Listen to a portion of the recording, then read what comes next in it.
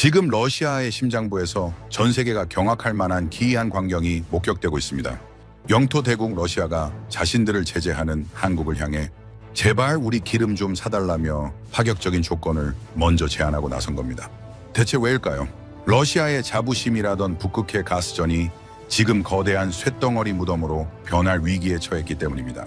러시아 국가 예산의 절반을 책임지는 가스선들이 한국 없이는 단 1m도 움직이지 못하는 황당한 사태가 벌어진 겁니다. 이것은 외교가 아니라 생존을 위해 국가의 심장 박동권을 통째로 한국에 맡겨버린 제국의 피할 수 없는 선택입니다. 하지만 진짜 소름 돋는 반전은 여기서부터입니다. 중국의 파격적인 구애도 뿌리치고 원유 우선권이라는 특혜까지 바치며 한국의 입만 바라보는 전 세계 권력자들. 대체 대한민국이 전 세계 자원 강국들의 급소를 어떻게 설계하고 장악한 걸까요? 자원 하나 없던 나라가 어떻게 지구라는 행성의 최종 승인권자가 되었는지 그 경이로운 역전의 서사를 지금 시작합니다. 영상을 시청하신 후 마음에 드신다면 좋아요와 구독 버튼을 꼭 눌러주세요. 여러분의 관심이 저에겐 큰 힘이 됩니다. 그럼 바로 시작하겠습니다. 석유가 있으면 강대국이 됩니다. 가스가 있으면 이웃나라의 목줄을 쥘 수 있죠. 그게 지난 100년간의 상식이었습니다. 그런데 2026년 이 공식이 완전히 깨졌습니다. 석유가 넘쳐나는 러시아가 한국의 기름을 받아달라고 사정하고 있고 가스가 펑펑 나오는 카타르가 한국을 최우선 고객으로 모시고 있으며 세계 최대 산유국 UAE의 국왕이 한국 대통령에게 직통 전화를 걸어 감사하다고 말하고 있습니다. 자원이 한 방울도 없는 나라가 자원 대국들을 줄 세우고 있는 겁니다. 저는 알렉산더 브라이튼입니다. 조지타운 대학교 전략안보연구소 석좌 교수죠. 오늘 제가 증명할 것은 단 하나입니다.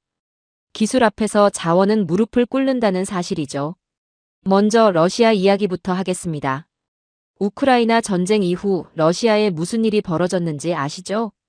유럽이 등을 돌렸습니다. 노르트스트림 가스관은 폭파됐고 유럽행 원유 수출은 절반 이상 증발했습니다. 러시아 에너지 수출의 50%가 하루아침에 사라진 겁니다. 그러면 남은 카드는 뭐였을까요? 중국이었죠. 러시아는 중국에 매달렸습니다. 그런데 중국이 어떤 나라입니까? 약점을 보이는 순간 가차없이 파고드는 나라죠. 중국은 국제 유가 대비 37.5%를 깎아서 사겠다고 통보했습니다. 후려치기가 아니라 약탈에 가까운 수준이었죠. 러시아 입장에서 생각해 보십시오. 팔 곳은 중국밖에 없는데 그 중국이 가격을 바닥까지 깎아버리는 겁니다. 푸틴은 이를 악물었습니다. 중국 말고 다른 손님을 찾아야 했죠. 제3의 고객, 중국의 노예 상태에서 벗어나게 해줄 탈출구가 필요했습니다. 그때 푸틴의 눈에 들어온 나라가 있었습니다. 한국이었죠. 한국이 러시아산 원유 수입을 검토한다는 소식이 나오자 러시아의 반응은 놀라웠습니다. 푸틴의 최측근 러시아 국부펀드 총재 드미트리예프가 자신의 SNS에 글을 올렸습니다. 똑똑한 나라는 다 그렇게 한다.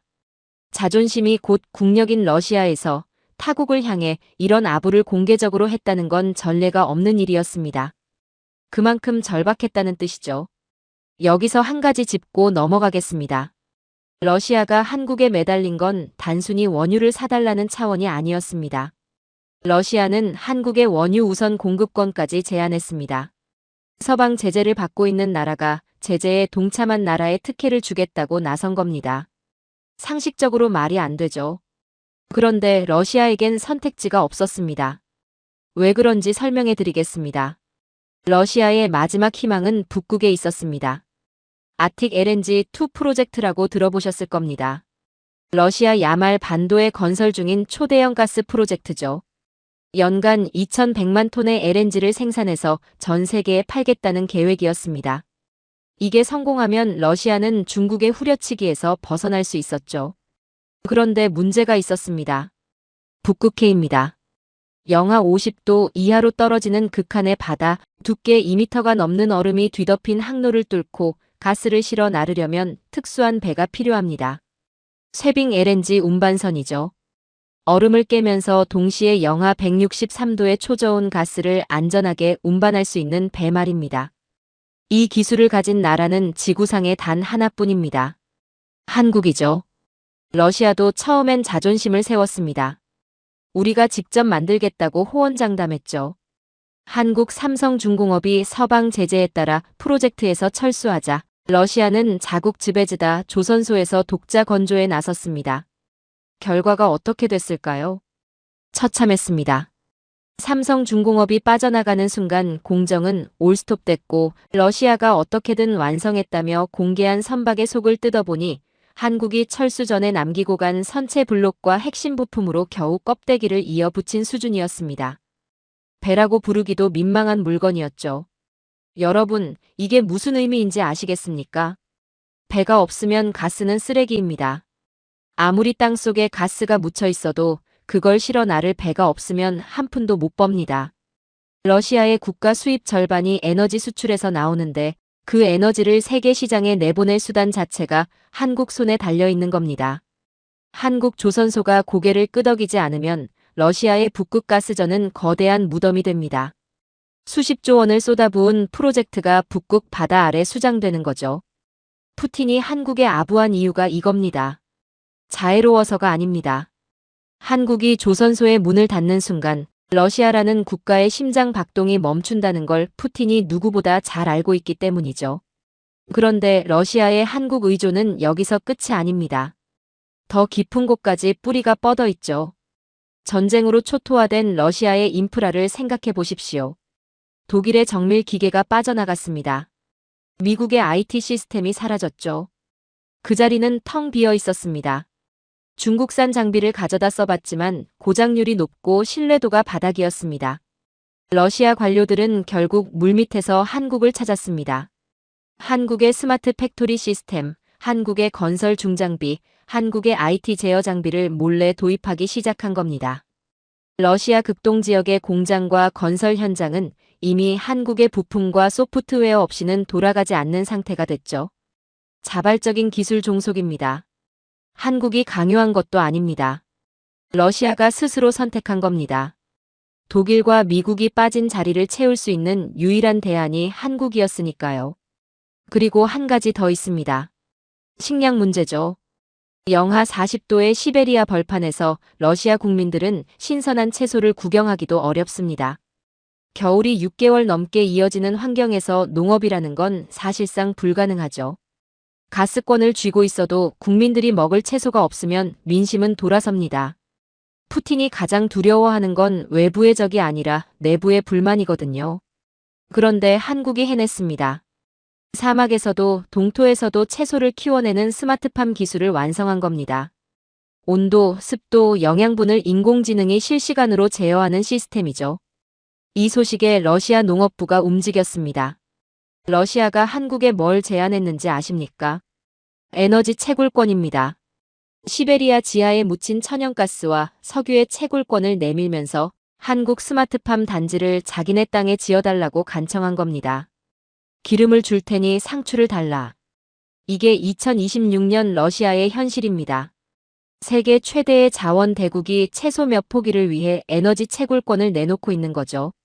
그리고 연해주 이야기도 빼놓을 수 없습니다. 러시아 극동 지역 블라디보스토크 인근에서 벌어지고 있는 일이죠. 러시아는 이 지역에 한국 기업 전용 경제특구를 만들려 하고 있습니다. 중국 자본이 연해주를 잠식하는 걸 막기 위해서죠. 중국을 견제할 카드로 한국을 끌어들이는 겁니다. 우주기술도 마찬가지입니다. 나로호 시절을 기억하십니까? 한국이 첫 우주 발사체를 쏘기 위해 러시아의 로켓 엔진 기술을 빌려야 했던 시절이죠. 그때 러시아는 기술 이전을 철저히 거부했습니다. 그런데 지금은 상황이 완전히 뒤집혔습니다. 러시아가 자신들의 로켓 엔진 기술을 줄 테니 한국의 정밀 제어 반도체를 달라고 제안하고 있는 겁니다. 외신들의 반응은 어땠을까요? 일본 요미우리 신문은 한국이 방산과 조선 기술을 무기로 러시아의 목줄을 쥐고 흔드는 에너지 심판관이 되었다며 공포 섞인 분석을 내놓았습니다. 영국 이코노미스트는 이 상황을 단 두 단어로 정리했죠. 차가운 항복. 자원이 기술 앞에 무릎 꿇은 인류 역사상 가장 기이한 사건이라고 기록한 겁니다. 착각하지 마십시오. 푸틴이 한국을 찬양하는 건 그가 자애로워서가 아닙니다. 한국이 조선소의 문을 닫는 순간 러시아라는 국가의 심장 박동이 멈춘다는 것을 그가 누구보다 잘 알기 때문이죠. 그런데 여러분, 러시아 이야기를 하면서 한 가지 빠뜨린 게 있습니다. 러시아가 한국에 무릎을 꿇은 건 조선 기술과 에너지 때문이었죠. 하지만 중동에서 벌어진 일은 차원이 다릅니다. 목숨이 걸린 문제였으니까요. 2026년 2월 28일, 이란이 움직였습니다. 탄도 미사일 174발, 드론 600대 이상이 동시에 UAE 상공을 뒤덮었습니다. 하늘이 불바다가 된 겁니다. UAE는 당연히 미국의 손을 내밀었죠. 미제 패트리언 미사일이 요격에 나섰습니다. 이스라엘의 에로우 시스템도 가동됐죠. 그런데 수가 안 맞았습니다. 174발의 탄도 미사일에 600대가 넘는 드론이 동시에 쏟아지는데 기존 방공망으로는 역부족이었습니다. 바로 그때 실전 배치를 막 끝낸 무기 하나가 불을 뿜었습니다. 한국의 천궁투였죠. 결과가 어땠을까요? 요격률 96%입니다. 적의 미사일을 종이 조각처럼 찢어버렸죠. 그것도 미국산 패트리엇 가격의 4분의 1에 불과한 무기가 말입니다. 전 세계 안보 전문가들이 경악했습니다. 가격은 4분의 1인데 성능은 세계 최고라니 이건 무기 시장의 상식을 완전히 뒤엎는 사건이었죠. 그런데 진짜 위기는 그 다음에 찾아왔습니다. 전쟁 5일째 UAE의 요격 미사일 재고가 바닥났습니다. 미사일이 떨어진 겁니다. 하늘을 지킬 방패가 사라진 거죠. UAE는 당연히 미국에 긴급 요청을 넣었습니다. 미국의 대답이 뭐였는지 아십니까? 기다려라. 의회 승인 절차가 필요하다는 겁니다. 나라가 불타고 있는데 서류를 처리하고 있으니 기다리라는 말이었죠. 절박해진 UAE 국왕이 전화기를 들었습니다. 한국이었습니다. 한국의 결단은 빨랐습니다. 다른 나라로 향하던 수출 물량까지 조정하는 과감한 결정을 내렸죠. 3월 8일 밤 대구 공항 활주로에 UAE 공군 수송기가 착륙했습니다. 미사일 30여 발이 하룻밤 사이에 사막으로 날아간 겁니다. 미국이 서류를 처리하고 있을 때 한국은 미사일을 보내고 있었습니다. 이 차이가 모든 걸 바꿔놨죠. UAE 왕실 고문 아둘라가 자신의 SNS에 글을 올렸습니다. 어려울 때 도와주는 친구가 진짜 친구다. 이 한마디가 전 세계 안보 시장에 핵폭탄급 파장을 일으켰습니다. 여기서 한 학생이 손을 들었습니다. 교수님, 그런데 의문이 있습니다. 천궁2의 요격률이 96%라고 하셨는데 그건 실전 첫 투입 결과 아닙니까? 실전 경험이 없는 무기가 첫 전투에서 그런 수치를 기록한다는 게 현실적으로 가능한 건가요?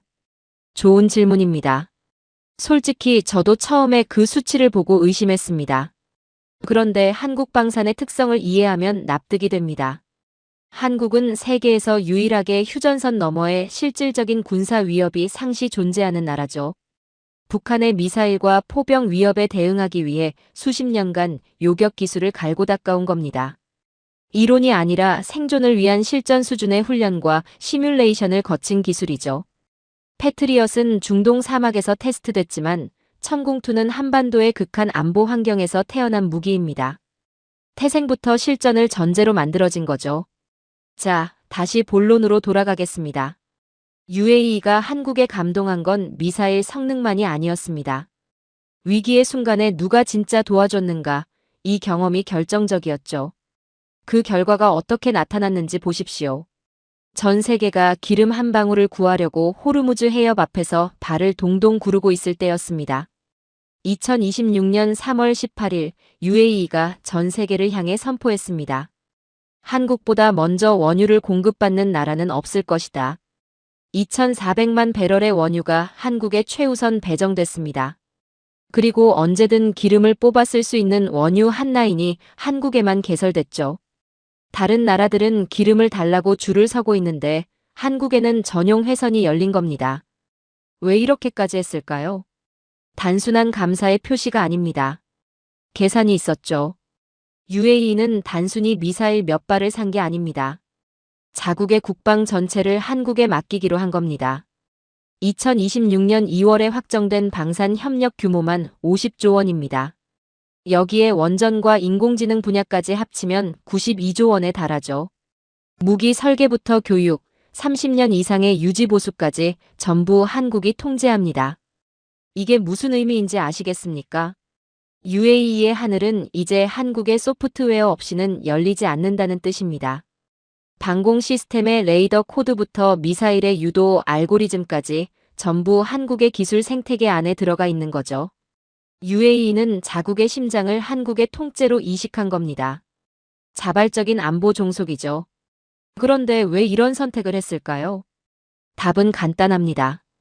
미국은 서류를 처리하느라 늦었고 한국은 미사일을 보내며 하늘을 지켜줬으니까요.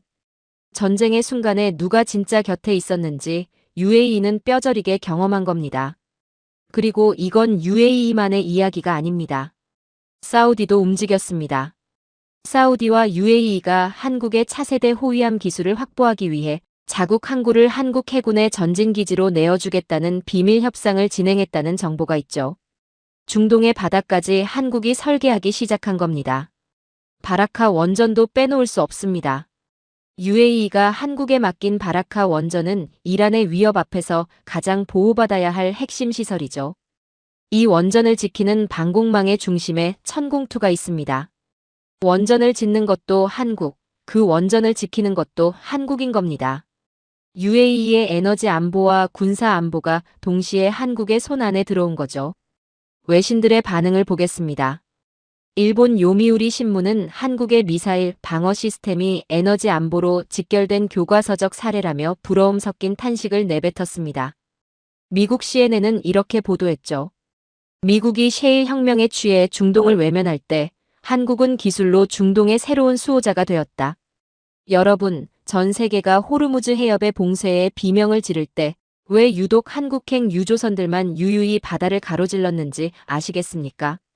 그 배 위에는 보이지 않는 천궁의 거대한 그림자가 드리워져 있었기 때문이죠. 미사일 한 발이 원유 2,400만 배럴을 불러왔습니다. 기술이 자원을 이기는 두 번째 증거죠. 러시아가 한국에 무릎을 꿇었고 중동의 왕실이 한국의 미사일에 국가의 운명을 걸었습니다. 그런데 유럽에서 벌어진 일은 이것보다 더 충격적이죠. 전차의 종가라 불리던 나라가 망신을 당했으니까요. 독일 이야기입니다. 러시아 우크라이나 전쟁 이후 동유럽의 공포가 어느 정도였는지 아십니까? 폴란드를 보십시오. 러시아와 국경을 맞대고 있는 나라죠. 우크라이나가 뚫리면 다음은 자기들이라는 걸 폴란드는 뼈저리게 알고 있었습니다. 당장 내일이라도 러시아 전차가 국경을 넘어올 수 있다는 공포 속에서 살고 있었죠. 폴란드는 급했습니다. 전차가 필요했죠. 당연히 첫 번째로 찾아간 곳은 독일이었습니다. 레오파드 전차 들어보셨죠? 세계 전차 역사에서 독일은 종가라 불리는 나라입니다. 폴란드는 독일에 전차를 달라고 요청했습니다. 독일의 대답이 뭐였는지 아십니까? 공장 가동에 시간이 걸린다. 우선순위가 있다. 수년 뒤에나 납품이 가능하다. 러시아 전차가 내일 국경을 넘을 수도 있는 상황에서 수년을 기다리라는 겁니다. 폴란드 입장에서는 사형 선고나 다름없었죠. 분노한 폴란드가 지구 반대편을 바라봤습니다. 한국이었죠. 한국의 대응은 독일과 정반대였습니다. 계약 체결 후 단 4개월 만에 K2 전차초도 물량이 폴란드 항구에 하역됐습니다. 4개월이요. 독일이 수년을 말할 때 한국은 4개월 만에 전차를 배에 실어보낸 겁니다. 독일 언론이 뭐라고 했는지 아십니까? 유럽 방산의 자존심이 한국에 의해 박살났다. 자기네 언론이 그렇게 쓴 겁니다. 그런데 폴란드가 한국에서 산 건 전차 몇 대가 아니었습니다. 규모를 보십시오. K2 전차 1000대, K9 자주포 672문, FA50 경공격기 48대, 계약 금액만 수십조 원에 달합니다. 폴란드는 국가 예산의 상당 부분을 한국에 선입금하면서까지 이 계약을 밀어붙였습니다. 무기 몇 대를 산 게 아니라 국가의 생존 자체를 한국에 건 거죠. 이게 무슨 의미인지 생각해 보십시오. 폴란드 육군의 표준이 완전히 바뀐 겁니다. 독일식 레오파드가 아니라 한국식 표준으로요. 전차도 한국, 자주포도 한국, 전투기도 한국. 한국이 부품 공급을 끊으면 폴란드는 국경을 지킬 수 없는 상태가 된 거죠. 폴란드만이 아닙니다. 루마니아도 움직였습니다. 폴란드가 한국 무기를 도입하고 러시아 앞에서 당당해지는 걸 지켜본 루마니아가 결단을 내렸죠. 수년간 공을 들여온 독일과 서유럽 무기 도입 계획을 전면 수정했습니다. 그리고 한국의 K9 자주포를 선택했죠. 약 1조 원대의 계약이 체결됐고 루마니아는 한국에 파격적인 조건을 제시했습니다. 자국 내 현지 생산시설과 유지보수센터 부지를 한국 기업에 내어준 겁니다. 흑해의 안보 주권 절반을 한국에 넘겨준 셈이죠. 여기서 한 학생이 손을 들었습니다. 교수님, 한 가지 이해가 안 되는 부분이 있습니다. 한국 무기의 납기가 빠르고 가격이 저렴하다는 건 알겠습니다. 그런데 나토 회원국들이 비나토 국가의 무기 체계로 전환하면 나토 표준과의 호환성 문제가 생기지 않나요? 오히려 안보 리스크가 커지는 거 아닌가요? 날카로운 지적입니다. 그런데 현실은 정반대였죠. 한국은 처음부터 나토 표준에 맞춰서 무기를 설계합니다. K2 전차의 120mm 활강포는 나토 표준 탄약을 그대로 쏠 수 있고 K9 자주포 역시 나토 규격 155mm 포탄을 사용하죠. 통신 체계와 데이터 링크도 나토 호환이 가능하게 설계돼 있습니다. 오히려 독일의 레오파드가 납품 지연으로 공백을 만드는 게 안보 리스크였지. 한국 무기가 나토 체계에 들어오는 건 리스크가 아니라 보강이었던 겁니다. 폴란드와 루마니아가 멍청해서 한국을 선택한 게 아닙니다. 철저하게 계산한 결과죠. 자, 여기서 핵심을 짚겠습니다. 동유럽 국가들이 한국 무기를 사는 이유가 단순히 가격과 납기 때문만은 아닙니다. 더 무서운 게 있죠. 기술 이전입니다. 폴란드와 루마니아는 한국의 자국 내 공장을 통째로 내줬습니다. 한화에어로스페이스, 현대로템 같은 한국 방산 기업들이 유럽 한복판에 생산 기지를 세운 겁니다. 현지 생산이라는 이름으로요. 이건 동유럽 국가들에게는 달콤한 유혹이죠. 일자리가 생기고 기술을 배울 수 있으니까요. 하지만 동시에 무서운 족쇄이기도 합니다. 유럽 한복판에 한국 무기 생산 기지가 박히는 순간 나토 전체의 군수 지원 시스템이 한국의 관리 아래 놓이게 되는 거죠. 부품 공급, 소프트웨어 업데이트, 정비 매뉴얼, 전부 한국을 거쳐야 합니다. 유럽의 방패가 한국의 허락 없이는 작동하지 않는 구조가 만들어진 겁니다. 그리고 하늘 이야기를 안 할 수가 없죠. 동유럽의 노후된 미그 전투기들이 퇴역하고 그 자리를 한국의 FA-50이 채우고 있습니다. 폴란드에 납품된 FA-50은 역대 최단 기간에 인도됐죠. 여기서도 한국의 속도는 유럽을 압도했습니다. 그런데 FA-50은 시작에 불과합니다. 바로 며칠 전 한국에서 역사적인 일이 벌어졌습니다. KF-21 보람의 양산 1호기가 출고된 겁니다. 한국이 독자적으로 설계하고 만든 초음속 전투기죠. 전투기를 자체 설계하고 양산까지 하는 나라가 전 세계에 몇이나 되는지 아십니까? 손가락으로 꼽을 수 있을 정도입니다. 한국이 그 목록에 이름을 올린 겁니다. KF-21의 가격 경쟁력이 얼마나 무서운지 아십니까? 프랑스의 라팔보다 현저히 낮은 가격에 4.5세대 전투기 성능을 갖추고 있습니다. 실전 배치도 전에 이미 동남아와 중동에서 러브콜이 쏟아지고 있죠. 인도네시아와는 도입 계약 체결이 임박한 상태고 UAE와 사우디, 필리핀까지 한국을 향해 줄을 서고 있습니다. K9 자주포가 전 세계 표준이 된 것처럼 KF-21도 같은 길을 걸을 겁니다. 아니, 전투기니까 파급력은 비교가 안 되죠. 땅의 표준을 한국이 잡았고 이제는 하늘의 표준까지 한국이 장악하기 시작한 겁니다. 한국 정부의 금융 지원도 빼놓을 수 없습니다. 한국은 무기만 파는 게 아닙니다. 차관을 제공하죠. 동유럽 국가들이 당장 돈이 없어도 한국 무기를 도입할 수 있게 해주는 겁니다. 이 차관이 동유럽 국가들을 한국의 경제 생태계로 끌어들이는 강력한 끈이 되고 있죠. 외신들의 반응을 보겠습니다. 독일 슈피겔은 이렇게 썼습니다. 독일 방산이 잠자는 사이 한국이 유럽의 안보 시장을 집어삼켰다. 자기네 정부의 무능을 질타한 거죠. 미국 포린 폴리시는 더 직접적이었습니다. 한국은 더 이상 아시아의 강자가 아니다.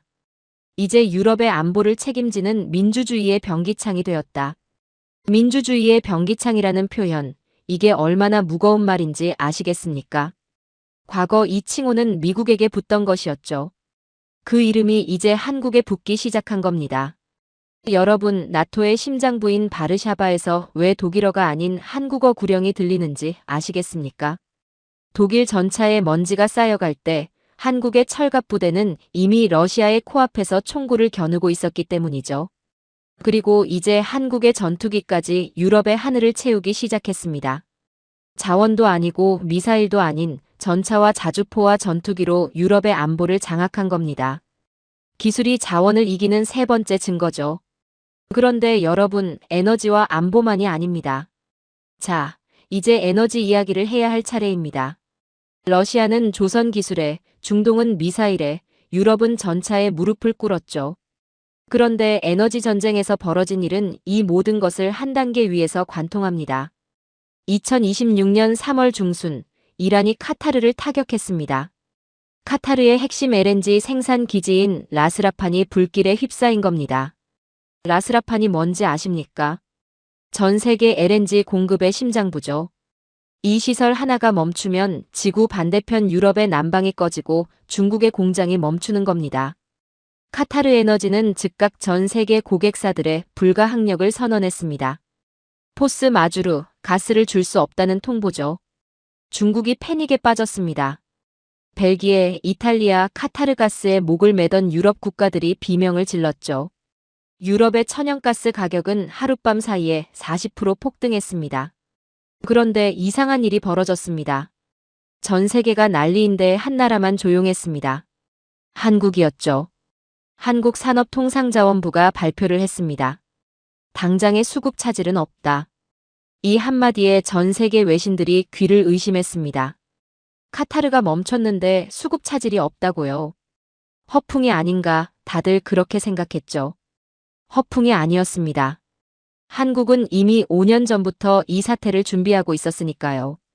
한국의 에너지 전략가들은 중동이라는 화약고가 언제 터질지 모른다는 걸 알고 있었습니다.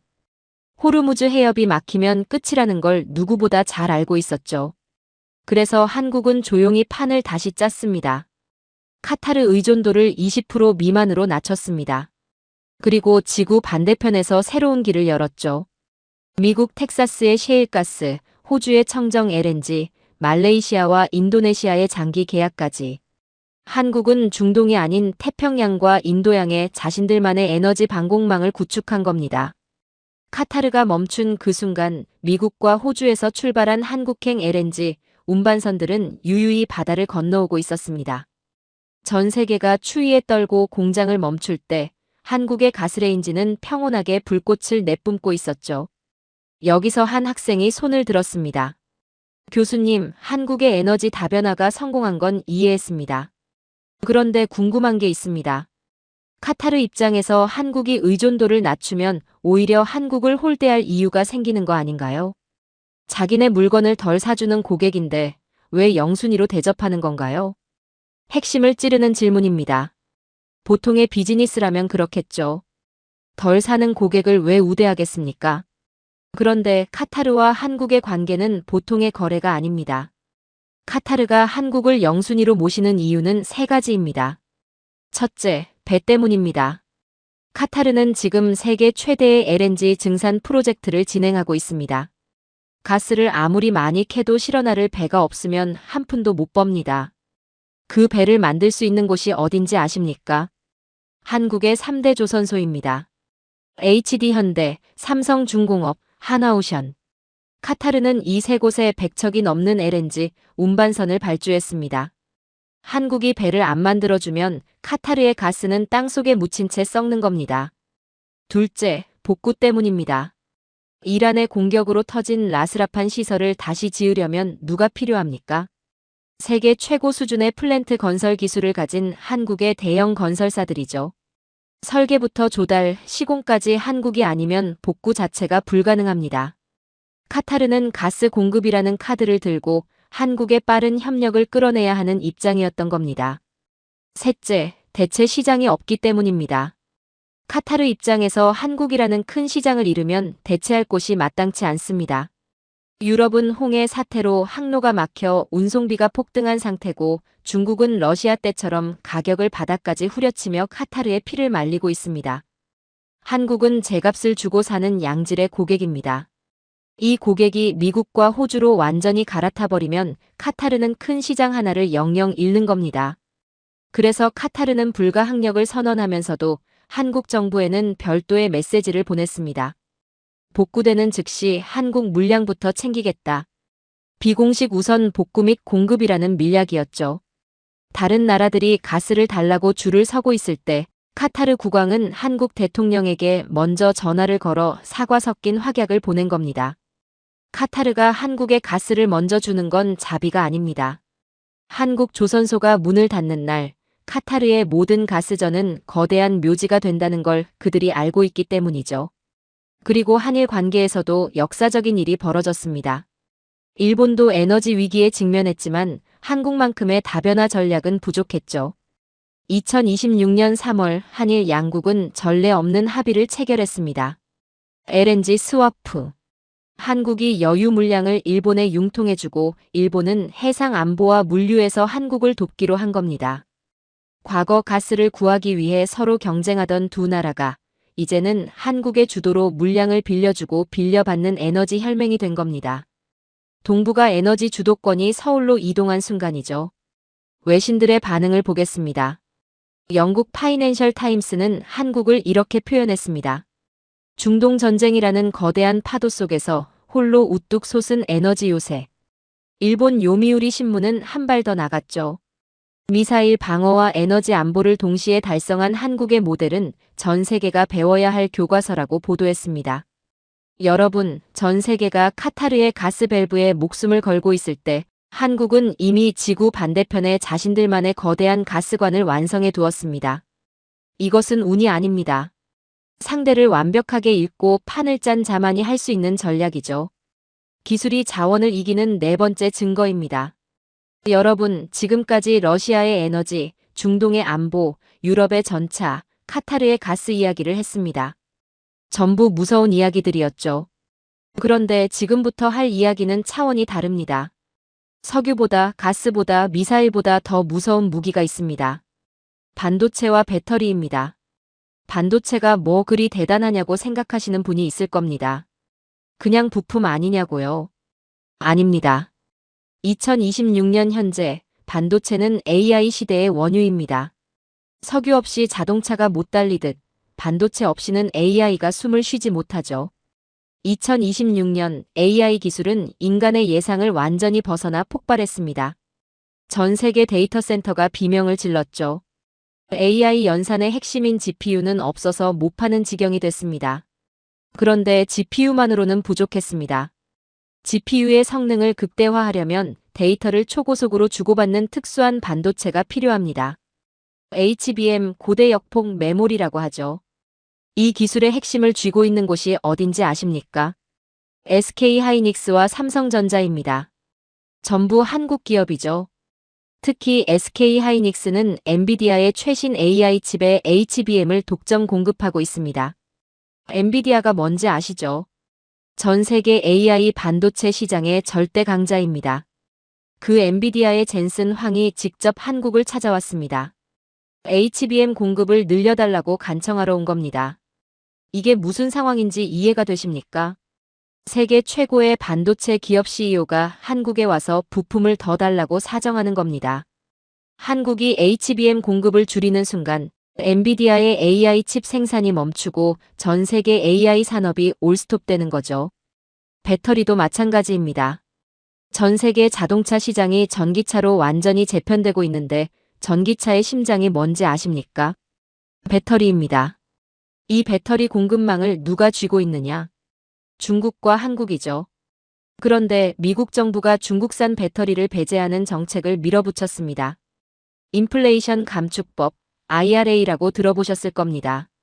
이게 미국 자동차 제조사들에게는 재앙이 됐죠. 중국산을 쓸 수 없으니 남은 선택지가 뭐겠습니까? 한국입니다. 포드, GM, 테슬라. 미국의 대표 자동차 기업들이 전부 한국 배터리 3사에 매달렸습니다. LG 에너지 솔루션, 삼성 SDI, SK온. 이 세 회사가 없으면 미국의 전기차 산업은 멈춥니다. 한국 배터리 기업들이 뭘 했는지 아십니까? 미국 현지에 공장을 지어주는 대가로 미국 정부한테 수조 원의 보조금을 받아냈습니다. 자동차 제조사들한테는 갑의 지위를 보장받았죠. 미국이 한국 배터리 기업들에 돈을 주면서 제발 공장을 지어달라고 부탁한 겁니다. 여기서 한 학생이 손을 들었습니다. 교수님, 반도체와 배터리에서 한국이 강하다는 건 알겠습니다. 그런데 중국이 맹렬하게 추격하고 있지 않습니까? 중국이 반도체 자급자족에 성공하면 한국의 우위가 사라지는 거 아닌가요? 좋은 질문이고 많은 사람들이 같은 걱정을 합니다. 그런데 현실을 보십시오. 반도체는 단순히 돈을 쏟아붓는다고 만들 수 있는 물건이 아닙니다. HBM 같은 최첨단 메모리를 만들려면 수십 년간 축적된 초정밀 기술이 필요하죠. 한국은 HBM3와 3나노 이하 초미세 공정에서 이미 중국과는 넘을 수 없는 격차를 벌려놨습니다. 중국이 지금 한국을 따라잡으려면 최소 10년 이상이 걸린다는 게 업계의 공통된 분석이죠.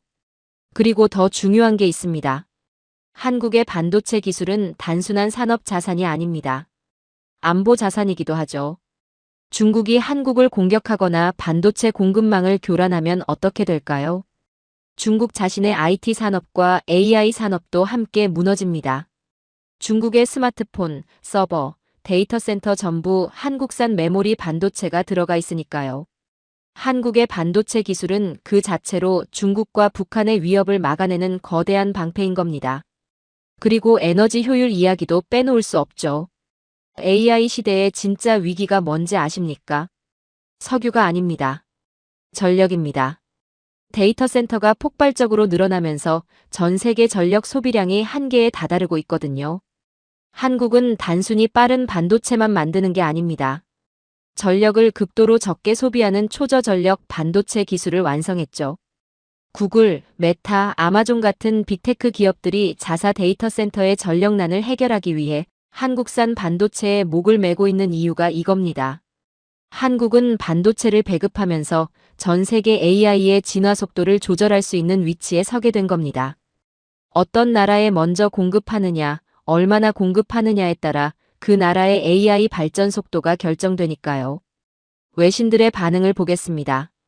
미국 월스트리트 저널은 이렇게 보도했습니다. 석유의 시대는 갔다. 이제 세계는 한국의 실리콘에 지배당하는 시대에 진입했다. 영국 이코노미스트는 더 직접적이었죠. 한국은 전 세계 AI의 뇌와 심장을 모두 쥐고 있다. 기술이 곧 신분이 되는 새로운 국제 질서의 정점이다. 여러분, 전 세계가 호르무즈 해협의 봉쇄에 비명을 질렀지만 진짜 공포는 아직 시작되지 않았습니다. 한국이 반도체와 배터리 공급망의 밸브를 잠그는 순간 전 세계의 AI는 멈추고 전기차는 고철로 변하며 디지털 문명 자체가 암흑에 빠집니다. 그걸 그들이 알고 있기 때문에 한국에 줄을 서는 거죠. 에너지는 땅 밑에 있지만 미래는 한국인의 머릿속에 있습니다. 기술이 자원을 이기는 5번째 증거죠. 그런데 여러분, 아직 끝이 아닙니다. 반도체와 배터리는 디지털 세계의 이야기였죠. 이제 물리적인 세계로 가보겠습니다. 전 세계 무역량의 90%가 어디를 통해 흐르는지 아십니까? 바다입니다. 석유도, 가스도, 반도체도, 전차도 전부 배에 실려서 바다를 건넙니다. 바다를 지배하는 자가 세계를 지배한다는 말이 괜히 나온 게 아니죠.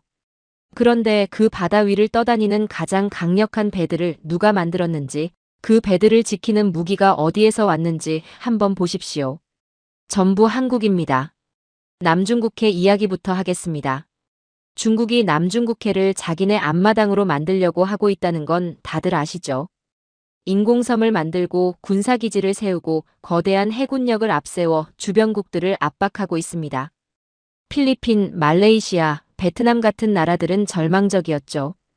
미국은 태평양 건너편에 있고 중국의 압박은 코앞이니까요. 자국 해군력으로는 중국을 상대할 엄두도 내지 못하는 상황이었습니다. 이 나라들이 어디를 찾았겠습니까? 한국이었습니다. 필리핀은 한국의 호위함과 초계함을 주력함으로 채택했습니다. 말레이시아는 한국의 FA-50 경공격기로 하늘을 채웠죠. 그런데 단순히 무기를 산 게 아닙니다.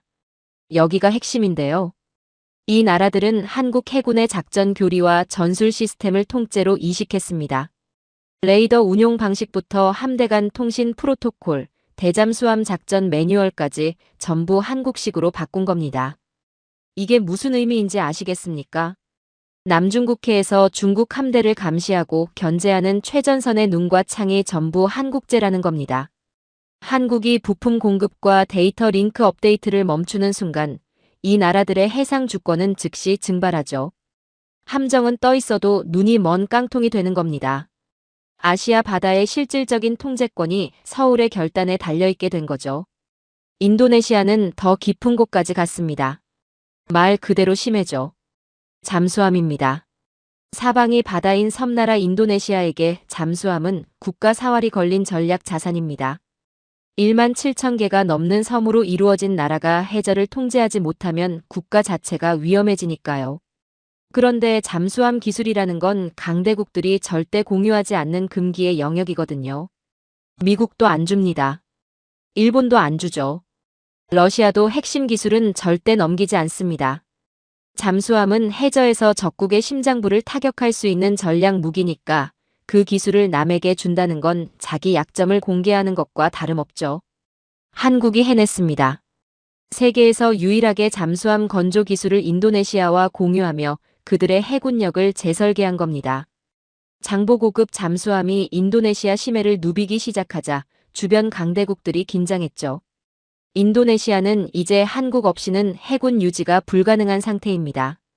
잠수함의 엔진 제어 시스템부터 소나 장비, 어뢰 발사 체계까지 전부 한국의 기술로 관리되고 있으니까요. 동남아시아 심해의 침묵을 지배하는 자, 바로 한국인 겁니다. 여기서 한 학생이 손을 들었습니다. 교수님, 한국이 동남아 국가들의 무기를 수출하고 기술을 이전하는 건 이해했습니다. 그런데 이게 미국의 인도 태평양 전략과 충돌하지 않나요?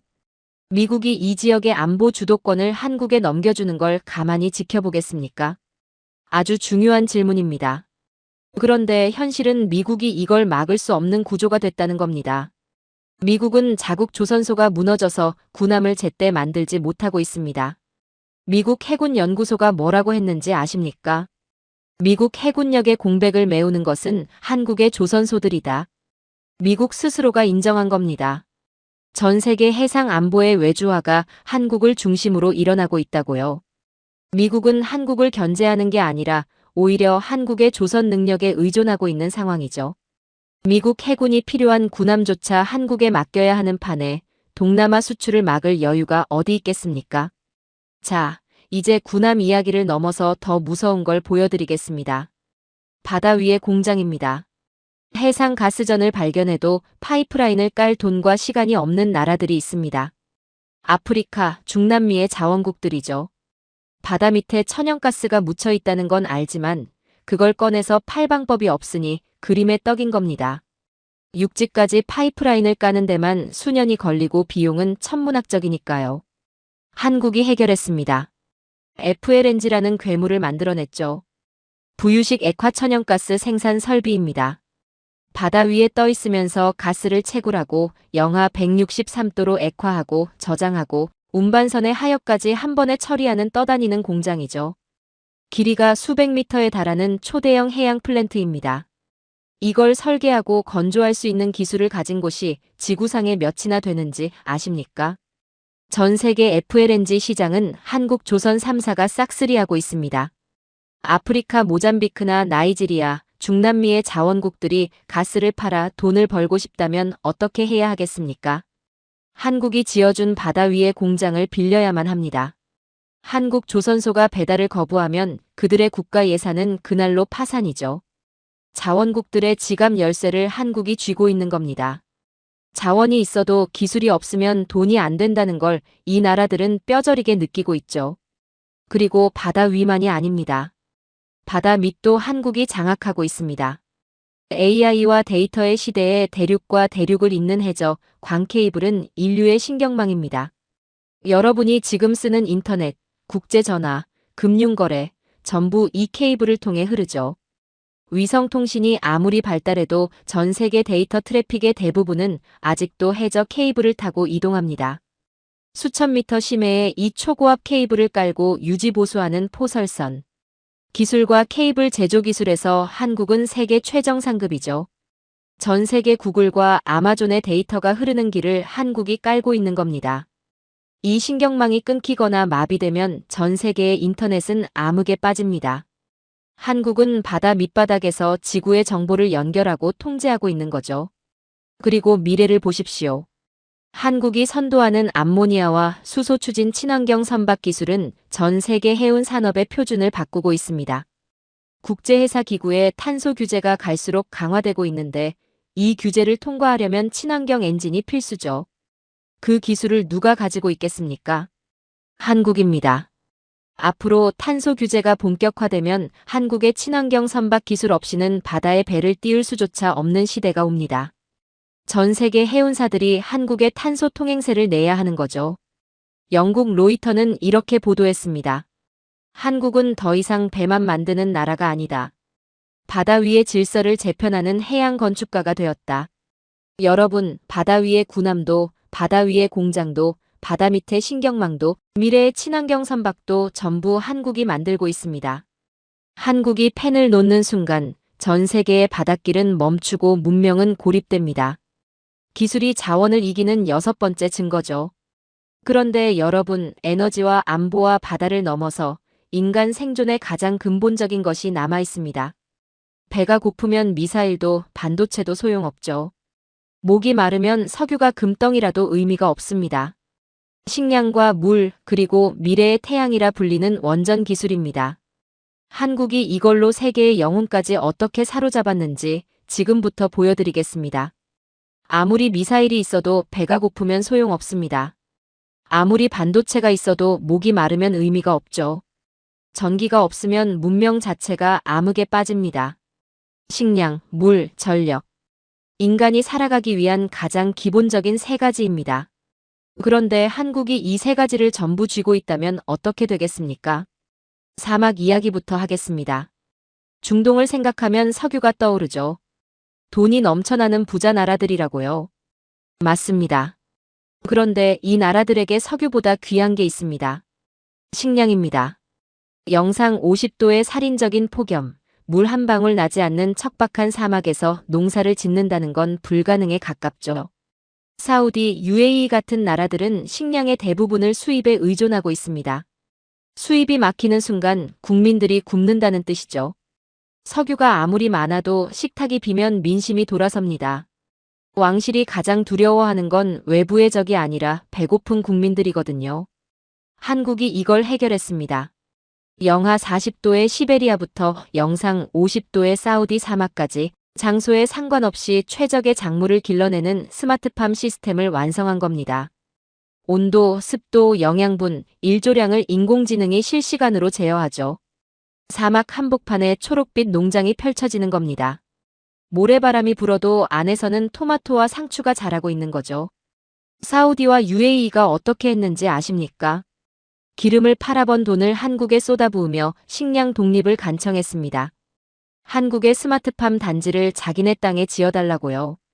그런데 명심하셔야 할 게 있습니다. 이 농장이 아무리 사우디 땅 위에 서 있어도 그걸 움직이는 두뇌는 서울에 있습니다. 온도 제어 알고리즘, 영양분 배합 데이터, 병충해 예측 시스템, 전부 한국의 서버에서 돌아가죠. 한국이 서버를 차단하는 순간 사막의 채소들은 하룻밤 사이에 말라 죽습니다. 그들의 식탁을 한국이 지배하고 있는 겁니다. 다음은 원전입니다. 이건 족쇄라는 표현이 어울리죠. 60년짜리 족쇄입니다. 탈탄소 시대에 24시간 안정적인 전력을 공급할 유일한 대안이 뭔지 아십니까? 태양광도 아니고 풍력도 아닙니다. 원자력이죠. 해가 지면 태양광은 멈추고 바람이 안 불면 풍력은 멈춥니다. 하지만 원전은 24시간 365일 쉬지 않고 돌아갑니다. 한국이 UAE에 지은 바라카 원전을 아십니까? 예정된 공기와 예산 내에 완벽히 준공했습니다. 원전 건설에서 공기를 지킨다는 게 얼마나 어려운 일인지 아시는 분은 아실 겁니다. 프랑스가 핀란드에 짓고 있는 원전은 공기가 16년이나 지연됐습니다. 예산은 원래의 3배가 넘게 불어났죠. 그런데 한국은 약속한 날짜에 약속한 비용으로 완성했습니다. 세계가 경악한 이유가 이겁니다. 그리고 체코에서 벌어진 일은 더 충격적이었죠. 원전 종주국 프랑스를 꺾고 26조 원 규모의 수주를 따낸 겁니다. 프랑스가 원전 기술에서 밀렸다는 건 축구의 나라 브라질이 월드컵에서 한국에 진 것과 비슷한 충격이었죠. 프랑스 르몽드가 뭐라고 했는지 아십니까? 원전 종주국의 자존심이 한국의 완벽한 공기 준공 능력 앞에 무너졌다. 이제 유럽은 한국의 원전 없이는 탄소 중립을 달성할 수 없다. 여기서 핵심을 짚겠습니다. 원전은 한 번 지으면 최소 60년을 가동합니다. 60년이요. 이게 무슨 의미인지 아시겠습니까? 체코와 UAE는 향후 60년 동안 한국의 부품, 한국의 핵연료 관리, 한국의 운영 인력 없이는 국가 전력망의 상당 부분을 포기해야 합니다. 이것은 단순한 건설 계약이 아닙니다. 국가의 운명을 한국에 맡긴 60년의 기술 혈맹이죠.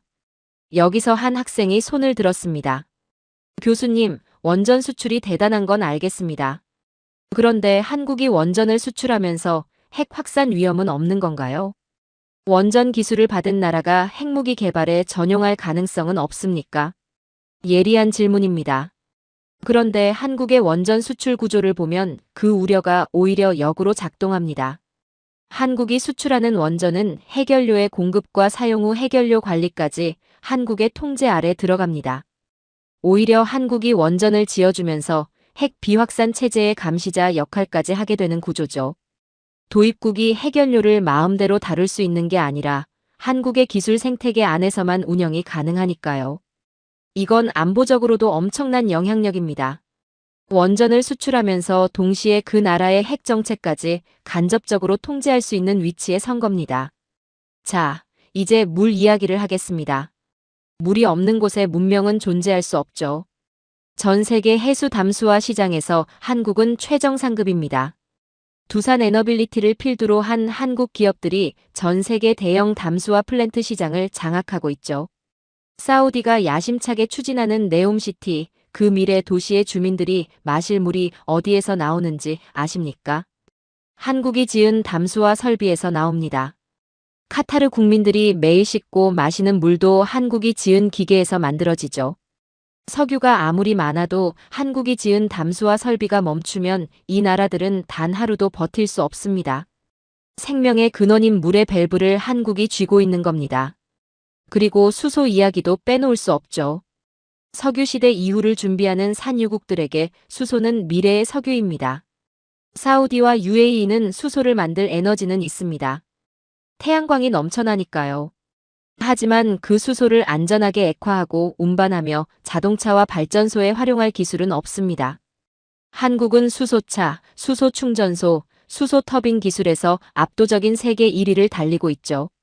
산유국들이 자신들의 미래 생존을 위해 한국에 그린 수소 독점 공급망을 제한하며 매달리고 있습니다. 과거에는 한국이 기름에 매달렸지만 이제는 그들이 자신들의 미래 자원을 받아달라며 한국의 기술 표준에 줄을 서고 있는 겁니다. 역전이 이보다 더 완벽할 수 있겠습니까? 미국 포브스는 이렇게 경고했습니다. 한국은 더 이상 제조업 국가가 아니다. 인류 생존에 필수적인 물, 식량, 에너지를 공급하는 라이프라인 플랫폼이 되었다. 여러분, 산유국들이 석유를 무기로 세계를 위협하던 시대는 끝났습니다. 한국이 스마트팜의 서버를 끄고 원전의 부품 공급을 멈추고 담수화 플랜트의 전원을 내리는 순간 그들은 석유 더미 위에서 굶주리고 목말라하며 암흑 속에 갇히게 됩니다. 이것이 기술이 자원을 완벽하게 지배한 21세기의 진실이죠. 7번째 증거입니다. 그런데 여러분, 이 모든 이야기에는 하나의 결론이 있습니다. 자원 빈국이라 무시당하던 나라가 어떻게 기술 제국이 되었는지 그 마지막 퍼즐을 맞춰보겠습니다. 러시아는 조선 기술에 무릎을 꿇었습니다. 푸틴의 최측근이 한국에 공개적으로 아부를 했죠. UAE는 한국의 미사일 한 발에 국가의 운명을 걸었고 원유 2,400만 배럴을 최우선으로 배정했습니다. 독일은 전차의 종가라는 자존심을 한국에 의해 박살당했고 폴란드는 수십조 원을 들고 한국에 줄을 섰죠. 카타르는 가스를 못 주겠다고 전 세계에 통보하면서도 한국에만은 사과 섞인 확약을 보냈습니다. 엔비디아의 CEO는 한국에 와서 반도체를 더 달라고 간청했고 미국 자동차 산업은 한국 배터리 없이는 멈추는 상태가 됐습니다. 전 세계 바다 위의 군함도 공장도 바다 밑의 신경망도 전부 한국이 만들었죠. 사막에서는 한국의 서버가 채소를 키우고 원전으로는 60년짜리 족쇄를 채웠으며 물 한 모금조차 한국이 지은 기계에서 나오고 있습니다. 이게 지금 전 세계에서 벌어지고 있는 현실입니다. 한 나라의 이야기가 맞습니까? 이게 진짜 자원이 한 방울도 없는 나라가 해낸 일이 맞느냐고요? 맞습니다. 여러분, 1970년대를 기억하십시오. 한국의 건설 노동자들이 중동의 뜨거운 모래바람 속에서 삽을 들고 있었습니다. 석유 한 방울을 얻기 위해 목숨을 걸었죠. 태양 아래서 쓰러지고 모래먼지를 마시며 가족에게 보낼 월급 봉투 하나를 위해 버텼습니다. 그게 불과 50년 전입니다. 50년이 흐른 2026년 상황이 완전히 뒤집혔습니다. 이제 산유국 국왕들이 한국의 삼성, 현대, SK 회장들을 자국 궁전으로 초청합니다. 제발 우리 땅에 공장을 지어달라. 우리 아이들에게 한국의 IT를 가르쳐달라. 과거엔 우리가 오일머니를 부러워했지만 이제는 그들이 한국의 기술에 종속되기를 자처하고 있는 겁니다. 이 역전이 어떻게 가능했는지 설명해 드리겠습니다. 한국이 한 것은 단순히 물건을 파는 게 아니었습니다. 시스템을 깐 겁니다. 무기를 팔고 원전을 짓고 스마트시티를 건설하고 스마트팜을 세우고 배를 만들어주는 모든 과정에서 한국의 기술 체계가 그 나라의 뼈대에 박혔습니다. 한번 생각해 보십시오. 한국의 시스템이 깔린 나라가 어떻게 되는지요? 한국의 부품, 한국의 소프트웨어, 한국의 보안 업데이트 없이는 단 하루도 유지될 수 없습니다. 방공 시스템의 레이더 코드도 한국이 쥐고 있고 원전의 해결료 관리도 한국이 하고 담수화 설비의 제어판도 한국이 관리하며 스마트팜의 알고리즘도 한국 서버에서 돌아갑니다. 이건 마치 윈도우가 전 세계 컴퓨터를 장악한 것과 같은 구조입니다. 마이크로소프트가 업데이트를 멈추면 전 세계 사무실이 마비되듯 한국이 기술 지원을 멈추면 수십 개 나라의 안보와 에너지와 식량 시스템이 동시에 멈추는 겁니다. 전 세계가 한국에 구독료를 내며 살아가는 거대한 경제권이 만들어진 거죠. 총 한 발 쏘지 않고 전 세계를 기술로 점령한 보이지 않는 제국의 완성입니다. 그리고 미래를 보십시오. 지구의 자원이 고갈될수록 시선은 두 곳으로 향합니다. 하늘과 바다 밑이죠. 한국은 심해 5,000m에서 광물을 캐 올리는 로봇 기술을 개발하고 있고 독자적인 로켓 기술로 우주자원 탐사에 나서고 있습니다. 나루호 시절에 러시아한테 기술을 빌려야 했던 나라가 이제는 러시아가 자기네 로켓 엔진 기술을 줄 테니 한국의 정밀 제어 반도체를 달라고 제안하는 상황이 된 겁니다. 하늘의 끝과 바다의 끝, 인류의 마지막 영토마저 한국의 기술 없이는 개척할 수 없게 된 거죠. 2026년이라는 해는 역사적 분기점이 될 겁니다. 미국은 반도체 때문에 한국을 찾았고 유럽은 안보 때문에 한국을 찾았으며 중동은 물과 식량 때문에 한국을 찾았습니다. 전 세계가 동시에 서울을 향해 달려온 겁니다. 뉴욕도 아니고 런던도 아니고 베이징도 아닌 서울로요. 미국 뉴욕타임스는 이렇게 보도했습니다. 자원 빈국 대한민국이 전 세계 자원 강국들을 통제하는 역설적 지배의 시대가 열렸다. 일본 니케이는 더 솔직했죠. 우리가 한국을 추격하던 시대는 끝났다. 이제 일본은 한국의 기술 생태계 안에서 어떻게 생존할지를 고민해야 한다. 여러분, 제가 오늘 이 강의에서 증명한 것은 단 하나입니다. 기술 앞에서 자원은 무릎을 꿇는다. 이것이 2026년의 진실이죠. 러시아의 석유도, 카타르의 가스도, 중동의 오일머니도 한국의 기술 앞에서는 협상 카드가 되지 못했습니다. 오히려 그들이 한국의 기술을 얻기 위해 자신들의 자원을 바치는 상황이 벌어졌죠. 100년 전 한국은 영토를 잃었습니다. 50년 전 한국은 자원을 구걸했습니다. 하지만 오늘 한국은 전 세계의 뇌와 심장을 쥐고 있습니다. 한국이 멈추면 러시아의 가스는 북극 바다에 수장됩니다. 한국이 멈추면 중동의 하늘은 뚫리고 식탁은 비게 됩니다. 한국이 멈추면 유럽의 국경은 무방비가 됩니다. 한국이 멈추면 전 세계의 AI는 정지하고 전기차는 고철이 됩니다. 한국이 멈추면 바닷길은 끊기고 문명은 고립됩니다. 한국이 곧 세계의 엔진입니다. 한국이 멈추면 문명도 멈춥니다. 이것이 제가 오늘 여러분에게 보여드린 팍스 코리아나의 서막입니다. 오늘의 사연은 여기까지입니다. 자원이 지배하던 낡은 시대의 종말이 대한민국에 의해 선언되었습니다. 50년 전 기름 한 방울을 구걸하던 나라는 이제 전 세계의 에너지와 안보를 좌우하는 기술 제국이 되었습니다. 강대국들이 스스로 한국의 표준에 목줄을 매게 된 이 소름 돋는 내막은 거대한 서사의 시작일 뿐입니다. 지구라는 행성의 운영체제를 재설계하고 있는 이 보이지 않는 제국의 행보는 결코 멈추지 않을 것입니다.